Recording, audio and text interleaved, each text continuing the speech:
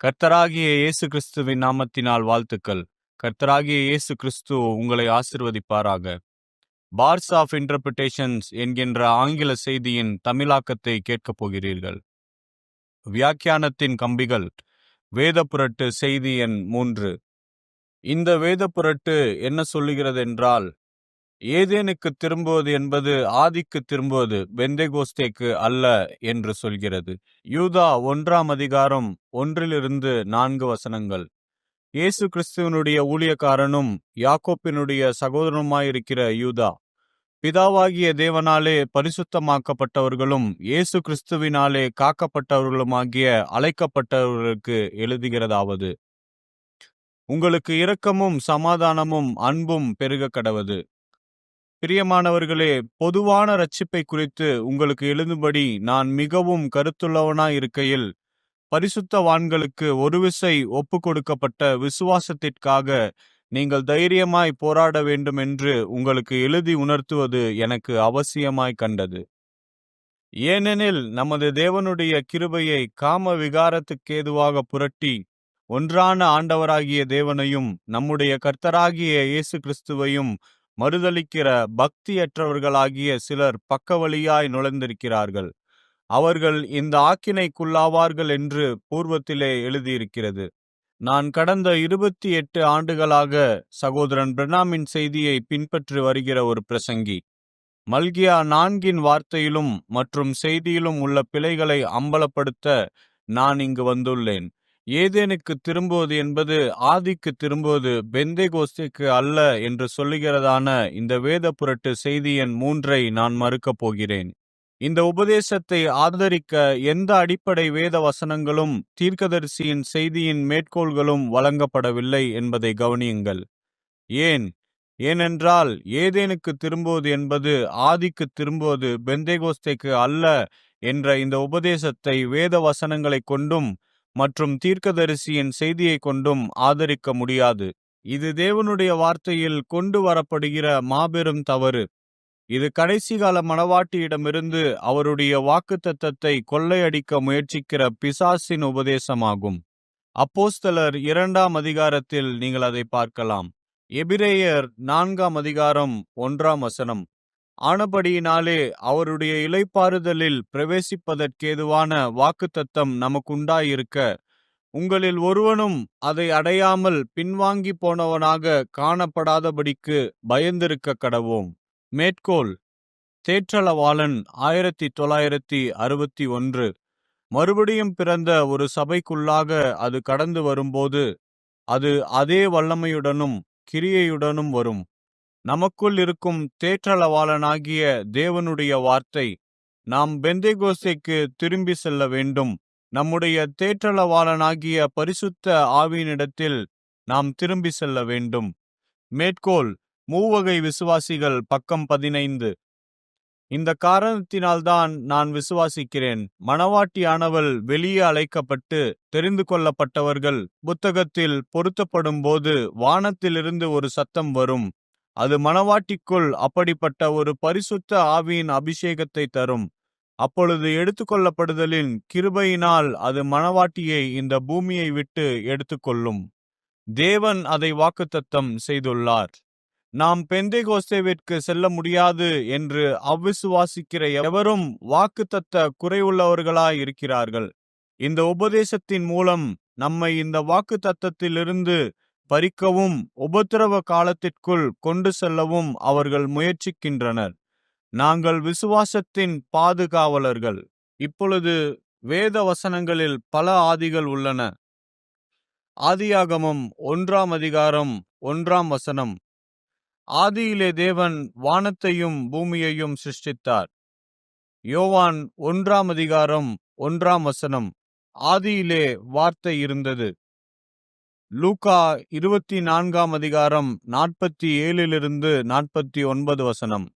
அன்றியும் மனம் திரும்புதலும் பாவ மன்னிப்பும் எருசலேம் தொடங்கி சகல தேசத்தாருக்கும் அவருடைய நாமத்தினாலே பிரசங்கிக்கப்படவும் வேண்டியது. அவர்கள் அனைவரும் பரிசுத்த ஆவியினால் நிரப்பப்பட்ட போது அப்போஸ்தலர் 2 அதிகாரத்தில் நடந்தது இதுதான். பெந்தேகோஸ்தே நாளில் பரிசுத்த ஆவி ஊற்றப்பட்டதே தேவனுடைய சபையின் தொடக்கமாகும். ஆகவே ஆதிக்கு திரும்புவது, பெந்தேகோஸ்தேக்கு செல்வது, அதுதான் அப்போஸ்தலர் 2 தேவனுடைய சபையின் துவக்கம். பின்னர் மீண்டும் ஏதேனுக்கு செல்வது. எனவே வேத புரட்டு செய்தி எண் 3 பிசாசின் ஒரு தவறான உபதேசமாக கண்டறியப்பட்டுள்ளது. அது ஒரு வேத புரட்டன் பெந்தெகோஸ்தேவின் திரும்பி வருதலை மறுக்கும்போது நம்மை நம்முடைய வாக்குத்தத்தத்திலிருந்து கொள்ளையடிக்க முயற்சிப்பதாகும். அப்போஸ்தலர் 2 அதிகாரம் 39 வாக்குத்தத்தமானது உங்களுக்கும் உங்கள் பிள்ளைகளுக்கும் நம்முடைய தேவனாகிய கர்த்தர் வரவழைக்கும் தூரத்திலுள்ள யாவருக்கும் உண்டாயிருக்கிறது. பெந்தேகோஸ்தே நாளில் இயேசு கிறிஸ்துவின் சபை துவங்கப்பட்டது. வெப்ஸ்டர் கூறுகிறது, முதல் என்றால் தொடக்கம் என்று. அதாவது இரண்டாவதற்கு முன் பெந்தேகோஸ்தே நாளில் தொடங்கிய அந்த முதல் சபையானது இருண்ட காலங்களில் அழிக்கப்பட்டது. மேலும் தேவன் மல்கியா 4 சகோதரன் பிரன்னாமை சபையை மீண்டும் மூலஸ்தானத்திற்கு கொண்டு வர அனுப்பினார். அவள் அந்த ஆதியிலிருந்து விழுந்தாள். அவள் அந்த பெந்தேகோஸ்தேவிலிருந்து விழுந்தாள். அவள் அந்த ஆதிக்கு திரும்ப அளிக்கப்பட வேண்டும். மேற்கோள்: சபைகால புஸ்தகம். இப்பொழுது முதல் அல்லது மூல சபை நிறுவப்பட்டது மற்றும் தேவன் எவ்வாறு அவளுக்குள் தன்னை வெளிப்படுத்தினார். அந்த வார்த்தை தேவனாயிருக்கிறபடியால் வார்த்தை மாறாது, மாற்றவும் முடியாது. வார்த்தை மாற்றப்பட முடியாது. ஆகவே ஆதிக்கு திரும்பி செல்வது பெந்தேகோஸ்தேக்கு திரும்பாமல் ஏதேனுக்கு திரும்புவது என்று கற்பிப்பது தேவனுடைய வார்த்தையை மாற்றுவதாகும். இது அந்தி கிறிஸ்துவின் உபதேசம். கலாத்தியர் 1 அதிகாரம் 6-9 சொல்கிறது, உங்களை கிறிஸ்துவின் கிருபையினாலே அழைத்தவரை நீங்கள் இவ்வளவு சீக்கிரமாய் விட்டு வேறொரு சுவிசேஷத்திற்கு திரும்புகிறதை பற்றி நான் ஆச்சரியப்படுகிறேன். வேறொரு சுவிசேஷம் இல்லையே. சிலர் உங்களை கலகப்படுத்தி கிறிஸ்துவினுடைய சுவிசேஷத்தை புரட்ட மனதாயிருக்கிறார்களே அல்லாமல் வேறல்ல. நாங்கள் உங்களுக்கு பிரசங்கித்த சுவிசேஷத்தை அல்லாமல் நாங்களாவது வானத்திலிருந்து வருகிற ஒரு தூதனாவது வேறொரு சுவிசேஷத்தை உங்களுக்கு பிரசங்கித்தால் அவன் சபிக்கப்பட்டவனாய் இருக்க கடவன். முன் சொன்னது போல மறுபடியும் சொல்லுகிறேன், நீங்கள் ஏற்றுக்கொண்ட சுவிசேஷத்தை அல்லாமல் வேறொரு சுவிசேஷத்தை ஒருவன் உங்களுக்கு பிரசங்கித்தால் அவன் சபிக்கப்பட்டவனாய் இருக்க கடவன். மேற்கோள்: சபைக்கால புஸ்தகம். எனவே பெந்தேகோஸ்தேயில் சபையானது எப்படி இருந்ததோ அதுதான் சபையின் தரமாக இருந்தது. அதுதான் முறை. வேத பண்டிதர்கள் என்ன கூறினாலும் சரி, வேறொரு முறை இல்லை. தேவன் அந்த முறையை மாற்றவில்லை. தேவன் பெந்தேகோஸ்தேயில் என்ன செய்தாரோ அதை அவர் சபைக்காலம் முடியும் வரை தொடர்ந்து செய்ய வேண்டும். உண்மையான சபை எப்பொழுதும் பெந்தேகோஸ்தேயின் அசலை போல் இருக்க முயற்சிக்கும். இன்றைய உண்மையான சபை பெரும்பாலும் அந்த ஆதியிலிருந்த முதல் சபைக்கு ஒத்திருக்க முயற்சிக்கும். நீங்கள் அந்த அசலிலிருந்து பிரயாசப்பட வேண்டும். பிரிக்கப்பட்ட உண்மையான சபை எப்பொழுதும் பெந்தேகோஸ்தேயில் இருந்த தன்னுடைய ஸ்தாபகர்களின் அடிச்சுவடுகளில் பின்பற்ற முயற்சிக்கும் ஒன்றாக இருக்கும். இவ்வளவு எளிமையான ஆனாலும் மிகவும் அற்புதமான இந்த முக்கிய காரியத்தின் மூலம் பரிசுத்த ஆவியின் உதவியுடன் வெளிப்படுத்தல் புத்தகத்தையும் மற்றும் வரலாறுகளையும் படித்து துவக்கமாயிருந்த பெந்தேகோஸ்தே முதல் அந்த சபை காலங்களின் நிறைவு வரை அவற்றிலுள்ள ஒவ்வொரு காலத்தையும், ஒவ்வொரு தூதனையும், ஒவ்வொரு சபை காலத்தின் அளவையும், மேலும் ஒவ்வொருவரும் தேவனுடைய நோக்கத்திற்காக தாங்கள் செய்த பங்கையும் அறிந்து கொள்ள முடிந்தது. மேற்கோள்: சபைக்கால புஸ்தகம். சபையின் பிறப்பு பெந்தேகோஸ்தேயில் உண்டாயிருந்தது. மேற்கோள்: சபைக்கால புஸ்தகம். இந்த சபை காலம் 20ஆம் நூற்றாண்டின் தொடக்கத்திற்கு பிறகு தொடங்கியது. பெந்தேகோஸ்தேயின் நாளில் இருந்தது போல உண்மையான சபை ஒரு மணவாட்டியாக இருக்கும்படியான காலமாய் இது இருக்கிறது. மேற்கோள்: சபைக்கால புத்தகம். ஆனால் உண்மையான வித்தை குறித்து என்ன? நாங்கள் சொன்னது போலவே அது நடக்கும். தேவனுடைய ஜனங்கள் இந்த காலத்தின் செய்தியாளன் மூலம் வந்த சத்தியத்தின் வார்த்தையால் ஆயத்தப்படுத்தப்படுகிறார்கள். அவளுக்குள் பெந்தெகோஸ்தேவின் முழுமை இருக்கும். ஏனென்றால் ஜனங்கள் ஆதியில் எங்கே இருந்தார்களோ அதே இடத்திற்கு பரிசுத்த ஆவி அவர்களை திரும்ப கொண்டு செல்லும். அது கர்த்தர் உரைக்கிறதாவதாய் இருக்கிறது. மேற்கோள்: சபைக்கால புத்தகம்.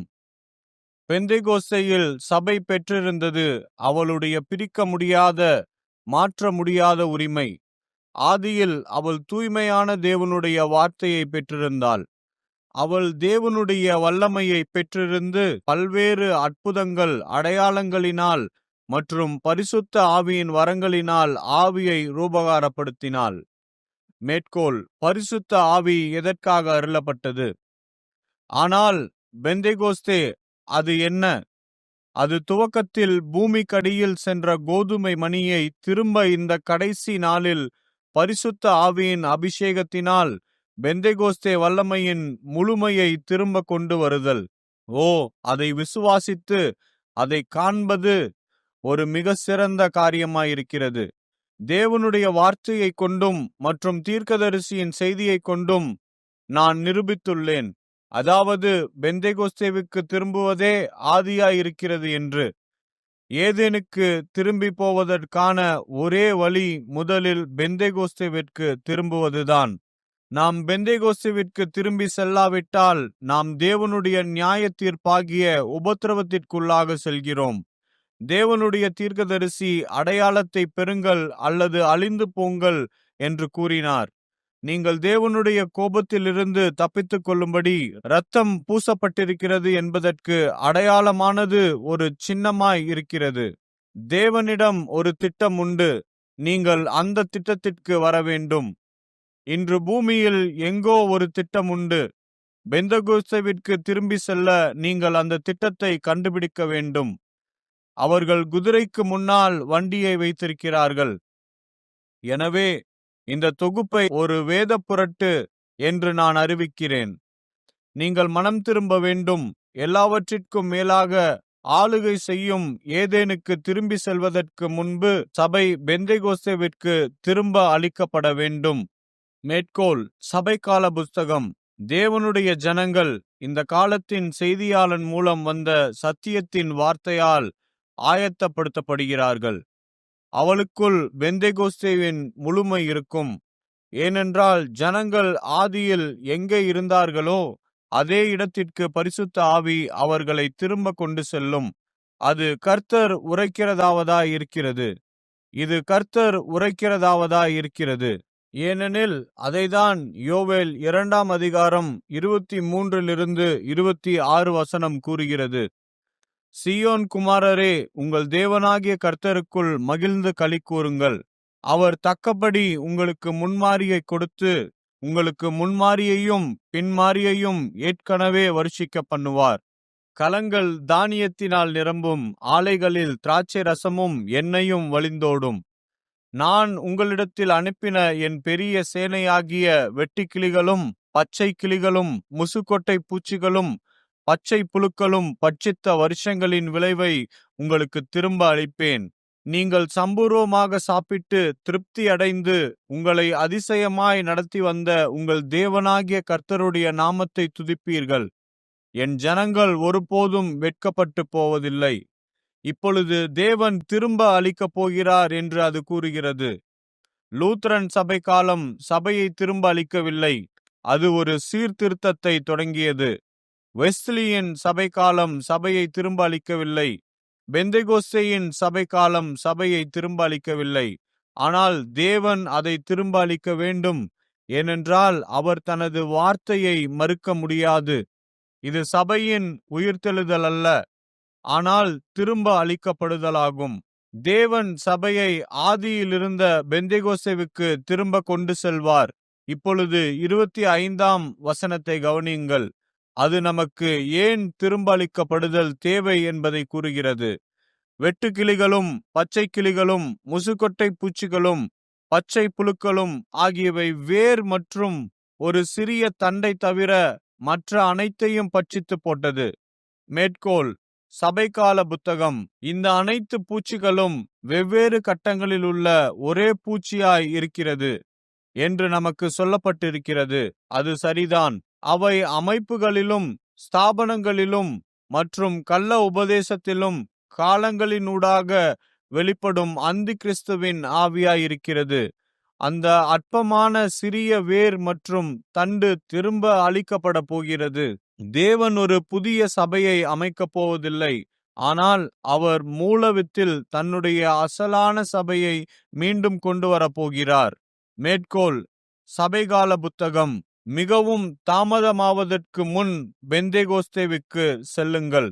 ஆகவே வேத வசனத்தின்படியும் சகோதரன் வில்லியம் மரியன் பிரணாம் அவர்களுடைய செய்தியின்படியும் இது வேத புரட்டு என்று நிரூபிக்கப்படுகிறது. இப்பொழுது நாம் வேத புரட்டு செய்தி எண் 4 கேட்கப் போகின்றோம். இந்த வேத புரட்டு சொல்கிறது, சபை அற்புதங்களையும் அடையாளங்களையும் தேடக்கூடாது, ஆனால் தெய்வீக அன்பை தேட வேண்டும். வரங்கள் தோல்வியடையும், ஆனால் அன்பு தோல்வியடையாது என்று சொல்கிறது. நான் இந்த வேத புரட்டை எதிர்க்கப் போகிறேன். இந்த வேத புரட்டை கூறியவர்கள் இந்த வேத புரட்டை ஆதரிப்பதற்கு பயன்படுத்தப்படும் மேற்கோள் எபிரேயர் அதிகாரம் 7 பாகம் 1, ஜெஃபர்சன்வில், இந்தியானா, 1957 வருடம் பிரசங்கிக்கப்பட்ட செய்தியிலிருந்து மற்றும் இதற்காக அவர்கள் பயன்படுத்தும் வேத வசனம் 1 கொரிந்தியர் 15 அதிகாரம் 8 இந்த செய்தி எதை காட்டுகிறது என்றால், இயேசு கிறிஸ்துவின் இன்றைய கடைசி கால சபையானது அற்புதங்களையும் அடையாளங்களையும் தேடக்கூடாது, ஏனெனில் அதற்கு எந்த அவசியமும் இல்லை. இந்த செய்தியை அல்லது இந்த உபதேசத்தை ஏற்றுக்கொள்வது என்பது தேவனுடைய வார்த்தையை அவ்விசுவாசிப்பதாகும். இது தேவனுடையது அல்ல. இது தந்திரமானது, தவறானது மற்றும் அதனுடைய தோற்றம் ஏதேன் தோட்டத்திலேயே இருந்தது. இந்த உபதேசம் ஜனங்களை அடிமைத்தனத்தில் வைத்து அவர்களின் ஆத்துமாக்களை ஆக்கினைக்குள்ளாக தீர்க்கிறது. இந்த செய்தியின் பின்னணியில் உள்ள அதே ஆவியை குறித்துதான் மாற்கு 8 அதிகாரம் 15 இயேசு சபையை எச்சரித்தார். மாற்கு 8 அதிகாரம் 15 சொல்கிறது, அவர் அவர்களை நோக்கி, நீங்கள் பரிசேயருடைய புளித்த மாவை குறித்தும் ஏரோதின் புளித்த மாவை குறித்தும் எச்சரிக்கையாயிருங்கள் என்று கற்பித்தார். மத்தேயு 16 அதிகாரம் 6 சொல்கிறது, இயேசு அவர்களை நோக்கி, பரிசேயர் சதுசேயர் என்பவர்களின் புளித்த மாவை குறித்து எச்சரிக்கையாயிருங்கள் என்றார். இந்த வேத புரட்டு வார்த்தையோடு நிற்க முடியாது. இது கிறிஸ்து இயேசுவினாலோ அல்லது அப்போஸ்தலர்களினாலோ ஆதரிக்கப்படவில்லை. இது வேத வசனமற்றது. தேவனுடைய சபை அழைக்கப்பட்டு தேவனுடைய சித்தத்தை செய்யும்படி கட்டளையிடப்பட்டிருக்கிறது. அவருடைய விருப்பமே அவளுக்கான கட்டளை. மார்க்கு 16 அதிகாரம் 15-18 பின்பு அவர் அவர்களை நோக்கி, நீங்கள் உலகமெங்கும் போய் சர்வ சிருஷ்டிக்கும் சுவிசேஷத்தை பிரசங்கியுங்கள். விசுவாசம் உள்ளவனாகி ஞானஸ்தானம் பெற்றவன் ரட்சிக்கப்படுவான், விசுவாசியாதவனோ ஆக்கினைக்குள்ளாக தீர்க்கப்படுவான். விசுவாசிக்கிறவர்களால் நடக்கும் அடையாளங்களாவன, என் நாமத்தினாலே பிசாசுகளை துரத்துவார்கள், நவமான பாஷைகளை பேசுவார்கள், சர்ப்பங்களை எடுப்பார்கள், சாவுக்கேதுவான யாதொன்றை குடித்தாலும் அது அவர்களை சேதப்படுத்தாது, வியாதியஸ்தர் மேல் கைகளை வைப்பார்கள், அப்பொழுது அவர்கள் சொஸ்தமாவார்கள் என்றார். சுவிசேஷத்தை காண்பிப்பதற்கு, செயல்படுத்தி காட்டுவதற்கும் சபையானது அதிகாரத்தோடு அனுப்பப்பட்டது. இயேசு தொடங்கிய பணியை அவருடைய சீஷர்கள் அதை முழு வல்லமையோடு தொடர்ந்து செய்யும்படி அவர்களுக்கு கட்டளையிட்டார்.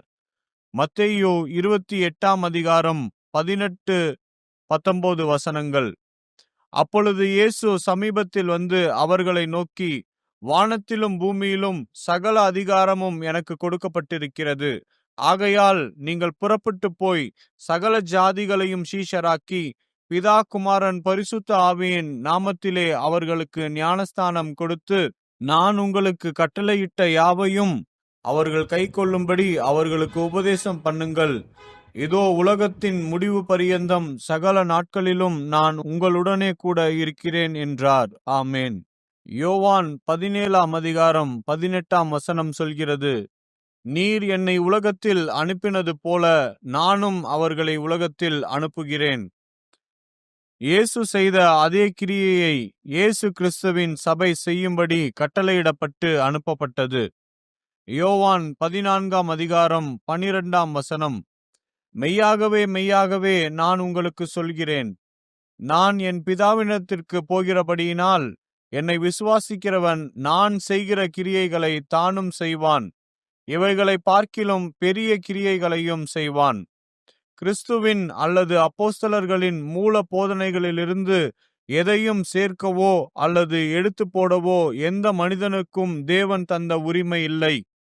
கிறிஸ்துவோ அப்போஸ்தலர்களோ அல்லது 7வது சபை காலத்தின் தூதனோ சபையானது அற்புதங்களையும் அடையாளங்களையும் எதிர்பார்க்க கூடாது என்று ஒருபோதும் கற்பிக்கவில்லை. இந்த வேத புரட்டுக்கு மாறாக இந்த வேத வசனங்கள் அற்புதங்களையும் அடையாளங்களையும் தேட வேண்டும் என்பதை ஆதரிக்கின்றன.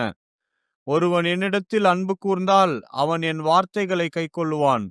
என் பிதா அவனிடத்தில் அன்பு கூறுவார். நாங்கள் அவனிடத்தில் வந்து அவனுடனே வாசம் பண்ணுவோம். விசுவாசிகள் தேவனுடைய வார்த்தைக்கு உண்மையாக இருக்கும் வரை அனைத்து வாக்கு தத்தங்களும் அவர்களுடையது. 1 கொரிந்தியர் 13ஆம் அதிகாரம் 8ஆம் வசனம், அன்பு ஒரு காலும் ஒழியாது. தீர்க்க தரிசனங்களானாலும் ஒளிந்து போம், அந்நிய பாஷைகளானாலும் ஒளிந்து போம், அறிவானாலும் ஒளிந்து போம்.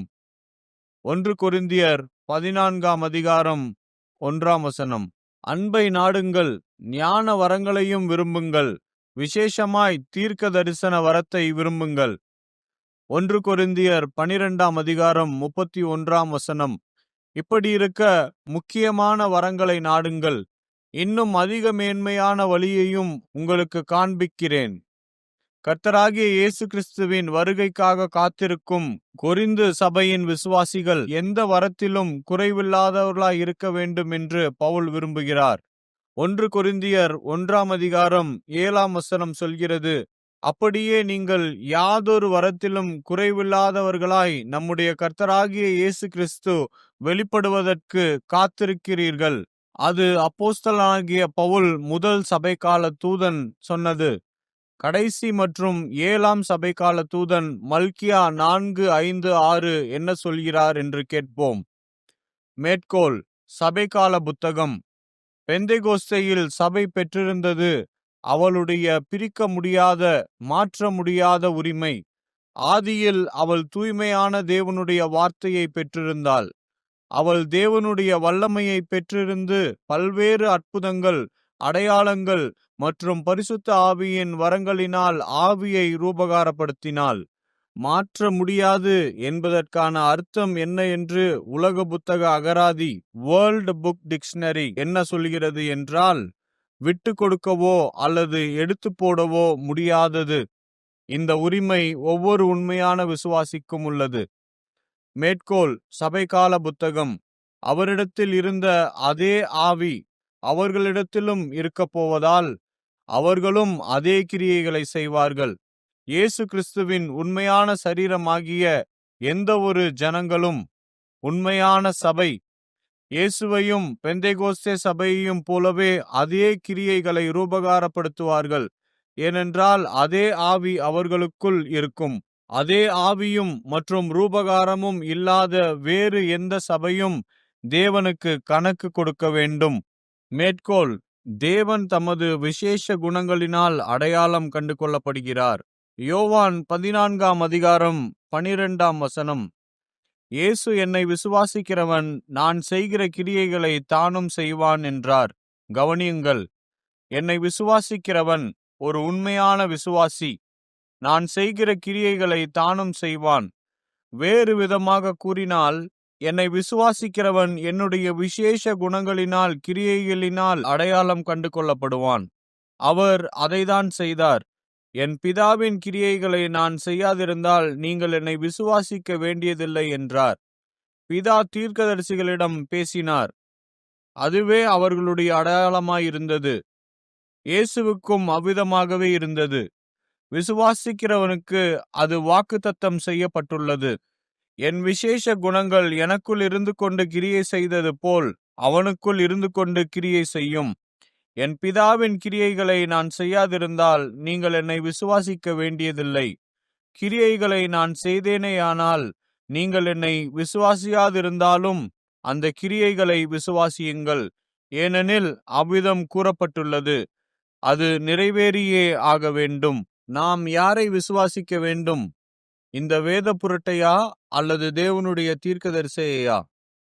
யோவான் 10:37 சொல்கிறது, என் பிதாவின் கிரியைகளை நான் செய்யாதிருந்தால் நீங்கள் என்னை விசுவாசிக்க வேண்டியதில்லை. மேற்கோள்: இந்த மலையினிடம் பேசு. ஜீவனுள்ள தேவனுடைய சபையானது இப்பொழுது முழு உலகத்தையும் அசைக்கப் போகிற ஒரு வட்டத்துக்குள்ளாக செல்கிறது. அது மிக விரைவில் நிறைவேறப் போகிறது. அது இப்பொழுது சம்பவிக்க வேண்டும் என்று நான் விரும்புகிறேன். அந்த அபிஷேகமானது ஜீவனுள்ள தேவனுடைய சபை முழுவதின் மேலும் இறங்கி அவள் ஒரு மகத்தான அணிவகுத்து செல்லும் சேனையைப் போல் காலூன்றி நிற்பாள்.